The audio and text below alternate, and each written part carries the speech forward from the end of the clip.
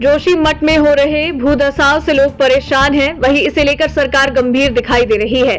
जगह जगह लोगों की शिविरों में रखने के साथ साथ भोजन और अन्य व्यवस्थाएं भी की।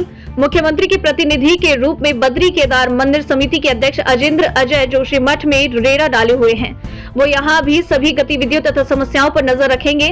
उन्होंने कहा कि लोगों में पुनर्वास और विस्थापन के लिए सरकार हर संभव प्रयास कर रही है।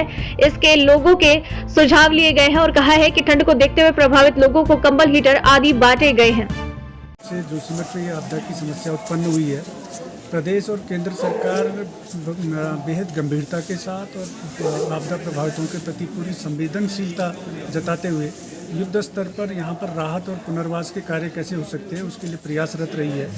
और स्वयं माननीय मुख्यमंत्री जी अब तक आपदा प्रभावित क्षेत्र का 2 बार भ्रमण कर चुके हैं, प्रभावितों से मुलाकात कर चुके हैं, प्रभावितों की समस्याओं को समझने का उन्होंने प्रयास किया है। और आज भी निरंतर रूप से प्रधानमंत्री कार्यालय से लेकर के मुख्यमंत्री कार्यालय तक जोशीमठ आपदा की निरंतर मॉनिटरिंग हो रही है और जो भी संभव प्रयास हो सकते हैं सरकारों के स्तर से वो प्रयास किए जा रहे हैं। और इसी क्रम में माननीय मुख्यमंत्री जी द्वारा मुझे जो जिम्मेदारी दी गई है और ये इसी क्रम में था कि जो हम वहाँ पर लगातार यहाँ पर जो भी गतिविधियाँ हैं, जिस प्रकार की कोई समस्याएं हैं आपदा प्रभावितों की, उनको निरंतर उनका अनुश्रवण करें, उनका पर्यवेक्षण करें। तो इस क्रम में आज मैं यहाँ पर भ्रमण भी कर रहा हूँ और अभी यहाँ पर लगातार कुछ दिन यहाँ पर प्रवास भी करूँगा और जो आपदा प्रभावितों की समस्याएं हैं उनको समझने का प्रयास करेंगे।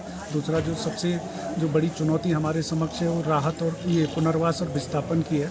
उसके बारे में आम जो सहमति है उसको बनाने का हम प्रयास कर रहे हैं और क्या क्या उसमें विकल्प हो सकते हैं, इन सारे विकल्पों पर प्रदेश सरकार और केंद्र सरकार लगातार विचार कर रही है। जोशीमठ में ठंड का प्रकोप काफ़ी बढ़ रहा है और पिछले दिनों यहाँ पर बर्फबारी भी हुई है।